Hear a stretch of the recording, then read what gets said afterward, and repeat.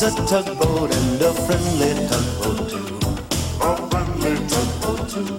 Oh, Theodore likes to do the things that friendly tugboats do.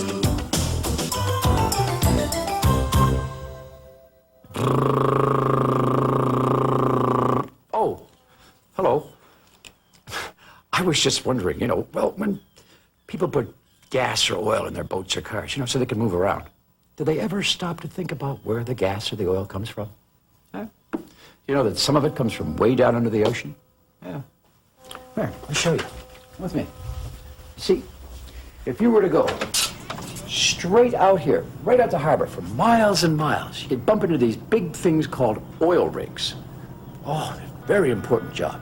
The only thing is, the oil rigs know it. See, every now and then, they start to think that they're just a little more important than the other boats and ships. Oh, we had an oil rig named Tex in here for repairs a while ago. Well, that big fella got into trouble here in the harbor.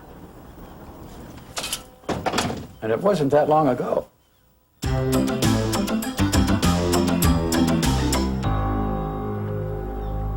The giant oil rig had arrived in the middle of the night, back from a job way out on the ocean. Theodore didn't know much about oil rigs, and he found them a little frightening. They were so big, so tall, so completely different from any vessels he'd ever seen here in the big harbor. But George laughed and told him not to worry. Those rigs are big, all right, he said. But don't worry. I know them well. They all ask for me when they come in here. George, I want you to move that oil rig closer to the shore, announced the dispatcher. And George looked at Theodore as if to say, I told you so. And take Theodore along with you, finished the dispatcher. Right away, Theodore began to worry. That oil rig looked awfully big. And George could be touchy about towing George's way. He was worried he'd make a mistake and then George would lose his temper. Maybe a bigger tug would be better, he said, trying to use his most helpful voice. Follow me, Theodore, said George. I'll show you everything you need to know about oil rigs. Just don't get in the way. As they got closer to the giant oil rig, George was chuckling away. Oh, yes, they always ask for me. That's because I'm so big and strong. We'll be swapping stories with this big fella in no time, continued George. Just you watch, Theodore. Morning, Tex. The big oil rig only stared a mighty stare down at the two tugs. Tex, we're going to move you to a better spot in the harbor, called George. Now, what do you want? Tex drawled. He had a deep, slow voice that didn't sound very friendly at all. It made Theodore even more uncomfortable than before. Don't need no little tugs to move me, said Tex. I can do that just fine myself. Then he started up his engines. Well, George was silent.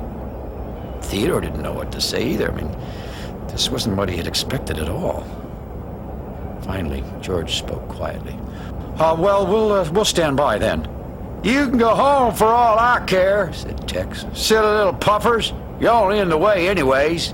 Theodore wondered what he should do next. The giant rig was being very rude to George. Theodore didn't know if George was angry or sad. Look out of the way, snarled Tex, starting to move. Well, Theodore couldn't think about George anymore. He had to move fast before the big oil rig ran right into him.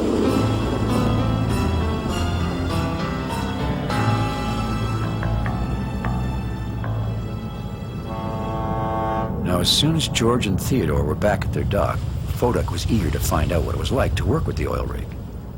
Did he tell you lots of stories about the ocean? Asked Foduck. He was pretty tired, said George. Well, we figured we'd better let him get some rest. He wanted us to stay, but... Theodore stared at George. Why, that wasn't true at all. I guess George gave you a good lesson about moving oil rigs, eh, Theodore? Said Foduck. Theodore didn't know what to say. After all, he never wanted to tell a lie, but if he told Foduck about how badly the oil rig had treated George, George was likely to get upset again. Said Theodore, well, I've certainly never met anyone like him before. Well, that was true enough, thought Theodore sadly. I've just been told a storm is coming, the dispatcher announced. George, make sure the Texas anchor cables are firmly in place.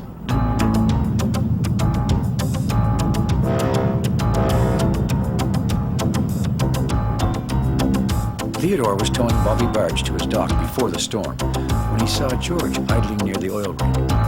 While he watched, George cleared his throat and said, There's a big storm coming. Do you need any help with your anchors? Oh, you again? Said Tex, cutting off George. Why don't you just run along now? I don't need your help. I got more important things to do than chatter with every little tub who just floats on by. Tub? Cried George. I'm the strongest tugboat in the big harbor. When you go for your fill of oil, where do you think it comes from, huh? Comes from big fellas like me that stay out at sea all alone for months at a time in all kinds of weather. So I don't need some little tug and tow truck's help in this little old harbor now. Well, George felt terrible. Ships and oil rigs were always happy to have him help them. But not Tex. You know something? For a moment, George wondered if Tex was right. Maybe he wasn't a useful tugboat after all.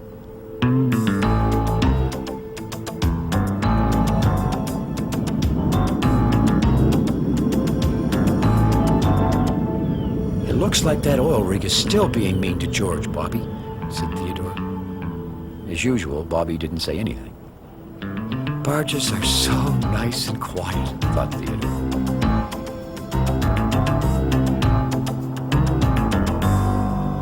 We must be sure all the ships in the harbor are safely tied up before the storm, the dispatcher was saying. What's wrong with George? Whispered Hank to Fodak. He had noticed that George seemed very sad, floating off by himself. I don't know, said Fodak, glancing at the gathering clouds. He just got back from telling that big oil rig about the storm. That oil rig is only a bundle of rods and rails, said Theodore. Fodak was surprised with how upset Theodore seemed to be about the oil rig. Tugboats always do what's best for any ships on the water, Theodore, said Fodak. No matter what kind they are. Theodore sighed. He hoped the big oil rig would soon go back out to sea again. It's going to be a big storm, said Emily, shivering. You can feel it in the wind.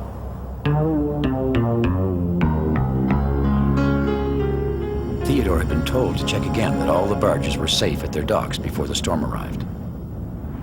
On his way back, Theodore had to pass close to Tex.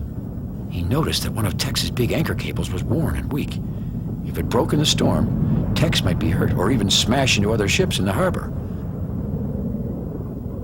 Theodore remembered the way Tex had treated George, and he really didn't want to talk to the big rig. But then Theodore remembered what Fodak had said.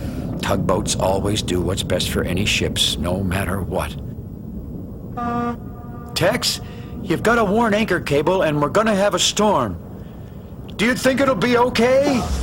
Listen, little puffer, replied Tex. I rode out hurricanes on a wide open ocean on these here anchor cables. I bet you never even been out on ocean. No, I haven't, sir, admitted Theodore. Well, you just mind your own business then, drawled Tex.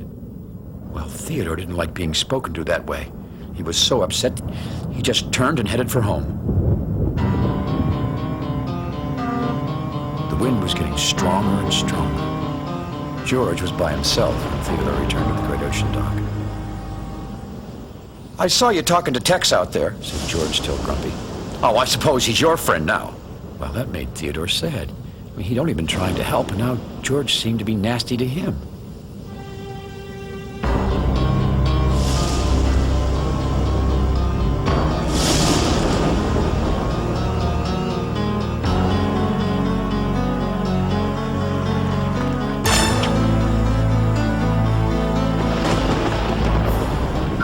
We have an emergency, announced the dispatcher. One of the anchor cables on the oil rig's cable has broken, and he's in danger. He might even drift out of control. George, you must put a line on the rig, he continued. Leave immediately. What would George do, wondered Theodore. Tex had been so rude to George. Well, on my way, Called George, gunning his engines.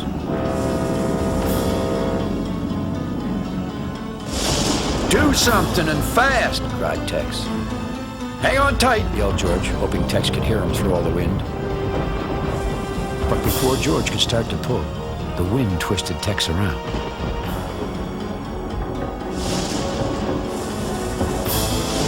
The with all the wind and waves, another one of Tex's anchor cables broke with a loud snap. "Help!" called George. "Help!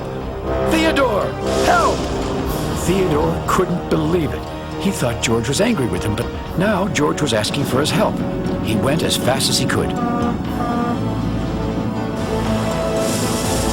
Off in the distance, Benjamin Bridge loomed over the water. "Quick!" yelled Tex. He was headed right for Benjamin. Of course, Benjamin couldn't move out of the way. If Tex wasn't stopped, there would be a terrible crash.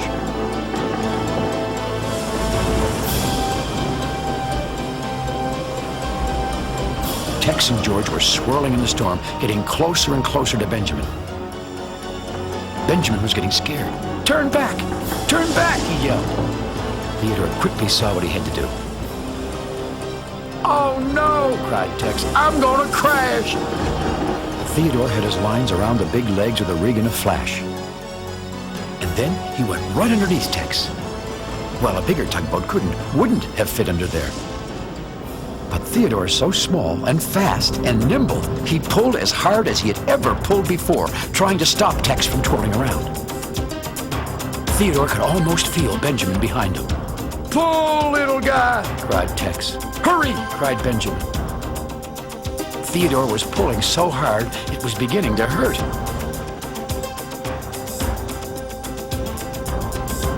It was working. Tex had stopped moving. Now George could pull Tex in a straight line with all his might. George let out 3 mighty blasts of his horn, and 3 again. "Good tugging, Theodore!" he yelled. Theodore gave 3 happy toots in return. "Well done, George," he said.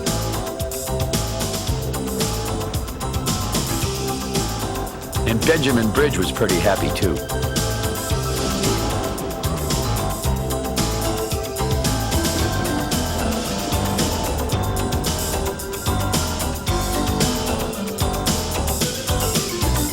After they got back to Tex's place in the harbor, the storm was almost over, and both tugs felt great.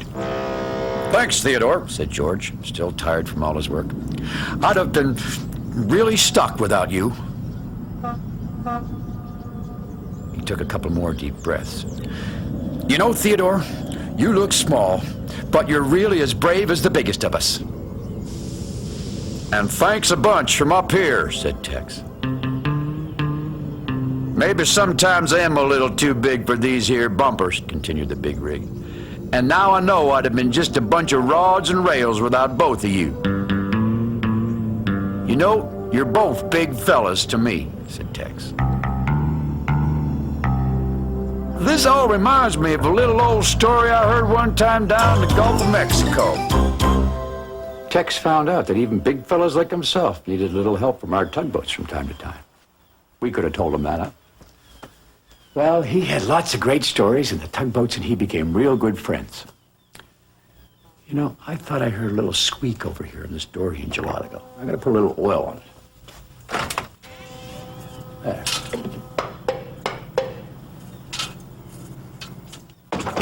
That's it. Well, thanks for visiting us here in the Big Harbor, and we'll see you all again next time. Bye-bye. Theodore. There's another story coming right up, and you can always learn more about Theodore Tugboat on the internet. Find us through PBS Online. Pushing and a pulling in the great big harbor, in the great big world is so much fun. So many brand new things to discover. Waking with the sun, gotta get the job done. Oh, Theodore and Emily, Voda, Hank and George, and the harbor master too.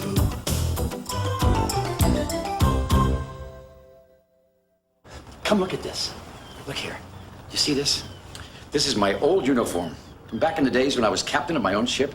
Ooh, I love this uniform. I'm going to try it on right now. Fantastic. Oh, my goodness. Doesn't seem to fit me anymore. Maybe I got a little bigger over the years, huh? Maybe if I try pushing and squeezing, that'll do it. No, pushing and squeezing is not going to do it. You know, Hank could have told me about that. Yeah, you see, Hank felt like everyone in the big harbor was pushing and squeezing him. It was just the other day. Now, he was very upset about that. But then, something magical happened. Let me tell you about it. It was a big, bright, beautiful summer day in the big harbor. All the tugs were still asleep.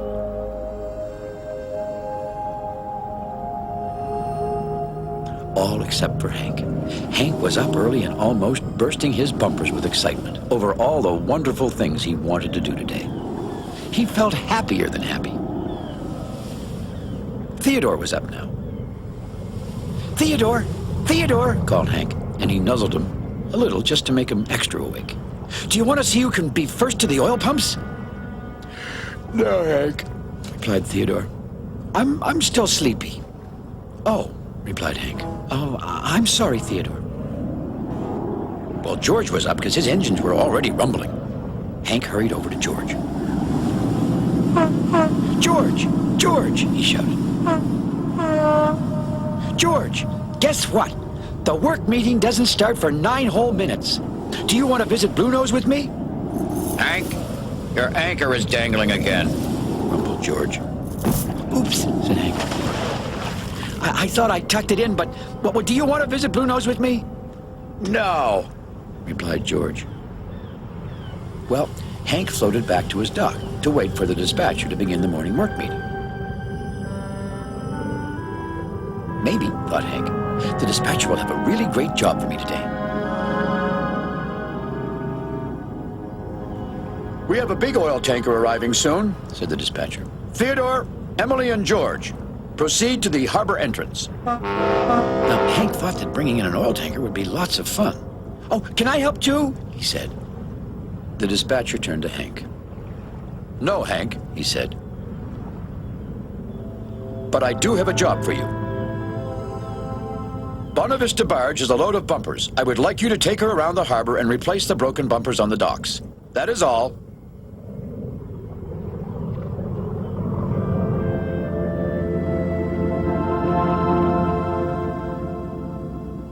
Well, replacing broken old bumpers wasn't the kind of job Hank had been hoping for, but Hank set off with his sunniest smile. Well, maybe his second sunniest smile.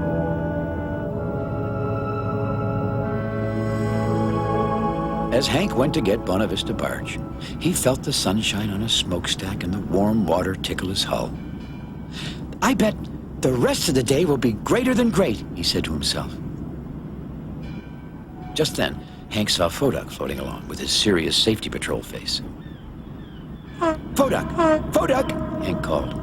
"Yes, Hank?" Foduck said. "What is it?" "Do you want to race to Bonavista barge?" said Hank. "No, Hank," replied Foduck. "I'm very busy now." And with that, Foduck went on his way. No. To Hank, it seemed like that was all anybody had been saying to him ever since he woke up. Hank floated there, alone in the middle of the busy harbor. All of a sudden, the sunshine didn't seem so bright. The water not quite as warm. But then, just as suddenly, Hank smiled again. "I bet Bonavista barge will want to do things I want to do." Sure enough, Bonavista was waiting with a big load of bumpers when Hank came hurrying along. In no time at all, Hank tied his tow line onto Bonavista and began to pull. "Bonavista! Bonavista!" said Hank. "Would you like me to take you the long way around today? That way we can see lots of things." "No, Hank," replied Bonavista. "I'm hot. Oh, and these bumpers are heavy. Let's just get our work done." Hank couldn't believe his ears. A barge had said no to him. Hank could feel all the no's everyone had said to him building up inside like hot steam in a kettle. "It's not fair," he shouted to the whole harbor. "No one wants to do what I want to do. Well, I don't want to move dumb old bumpers. And I don't want to work today. And I don't even want to be a tugboat anymore." Now, all the other tugboats who were heading off to work heard Hank blow his stack. And they couldn't believe it. "I've never seen Hank lose his temper before," said George. What's the matter with him? Said Emily. I'll find out, said Theodore, and he set off right away to talk to his friend. Hank, called Theodore, why did you yell like that? What's the matter? Nothing, replied Hank quietly. I just want to be by myself. Are you sure that's what you want? Theodore said. But Hank just stared at his anchor. This wasn't like Hank at all.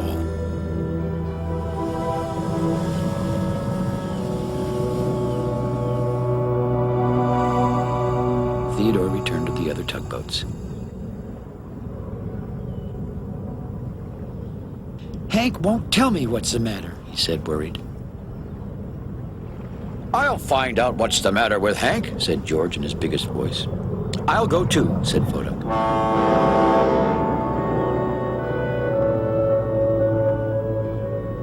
Hank was just beginning to replace broken bumpers when George and Fodak rumbled up. There seem to be plenty of broken bumpers to replace today, said Fodak thoughtfully. Hank didn't answer. So, Fodak went on, everything shipshape. Your oil's not overheating, is it? No, replied Hank. Well, good. That's good, said Fodak. Does your hull hurt? Maybe there are barnacles in your bilge water. I don't think so, said Hank. Hank, said George, who was beginning to lose his patience. Why did you shout like that in the middle of the harbor? What is the matter with you? Nothing, replied Hank. I just want to be by myself. Well, grumbled George, who really didn't know what else to say. Just do your best. And with that, George and Fodak turned and headed back to the other tugboats. Hank wants to be by himself, announced George. Heat rash and barnacles, most likely, added Fodak. Theodore gazed out towards Hank. Hank never wants to be by himself, he said. Theodore was getting more and more worried about his friend. I'll go talk to him after we've finished work, said Emily, trying to be helpful. Just as Hank finished replacing broken bumpers, Emily appeared. I'm finished work too, said Emily. Would you like to come with me to visit some of my favorite places around the harbor? Okay, said Hank, but he didn't really sound too excited. Hank, are you upset about something? Said Emily. Oh, I don't know, replied Hank. Did someone make you angry? Asked Emily. This time Hank didn't say anything. Look, said Emily suddenly. There's Bedford Bowie. Would you like to race me to him? Oh, you go ahead, Emily, said Hank quietly. I can't race by myself, Emily frowned. She was beginning to lose her patience with Hank. Hank, she said finally, what is the matter with you today? Oh, I just want to be by myself, Emily, said Hank. Then be by yourself, replied Emily. Well, she didn't mean to sound angry with Hank. She was really upset at herself for not being able to make him feel better. Hank watched Emily sail off. He knew he kept saying he wanted to be by himself, but somehow it didn't make him feel very good when Emily left. In fact, it made him feel even worse. A little while later, the tugs returned to the great ocean dock. George was just puffing up some smoke and rumbling his engines to begin telling about one of his adventures when Fodak interrupted him. It seems, said Fodak, kind of quiet around here today. The other tugs agreed. It was as if something was missing. Hank's not here, said Emily suddenly. You're right, said George. Did you talk to Hank, Emily? Said Theodore. I tried, answered Emily. But he just wanted to be by himself. Something is definitely bothering Hank, Theodore said. And the other tugboats agreed. But what can we do? Said Emily. We've tried everything to cheer him up. Theodore noticed the tugboats had all moved closer to each other, the way they always did whenever they were talking about something really important. And suddenly, he had an idea. I know something we could try, said Theodore slowly. A little while later, Theodore slowly floated out to the sandy beach. He knew that that was Hank's special quiet place. And sure enough, when Theodore peeked around the bend, he saw Hank just floating quietly by himself along the beach. "Hi, Hank," he called. "Oh, hi, Theodore," replied Hank in a soft voice. "You're having a bad day, huh, Hank?" said Theodore after a moment. "I'm having a really bad day, Theodore," said Hank. "I've an idea," said Theodore. And Hank said nothing. "I think you might really like this idea," continued Theodore. "We need to go over there," said Theodore. "Over there?" said Hank. The two tugs floated slowly around the bend. And then Hank saw all the other tugboats, and they were smiling at him. Hank was very surprised. "Hi, everybody," he said. "What are you all doing here?" "We're going to give you a tug hug," said Theodore. "A tug hug?" said Hank. "What's that?" "Well," replied Theodore, "it goes like this." The other tugboats all formed a circle around Hank.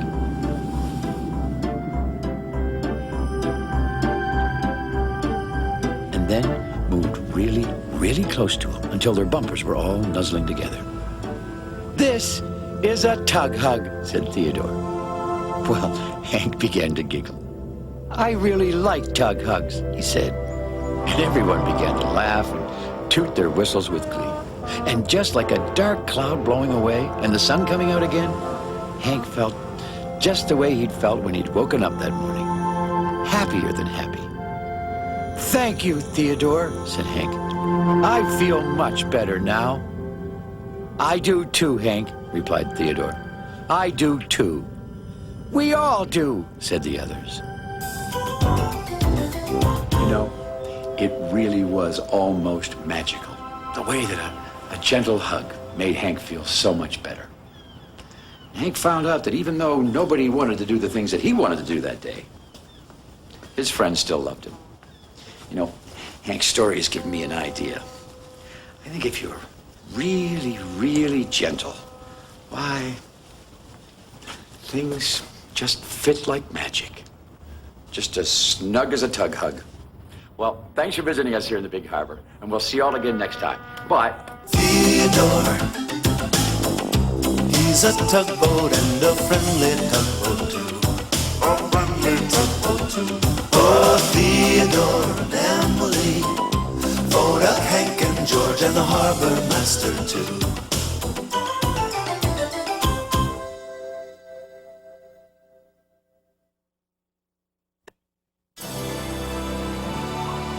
This is PBS.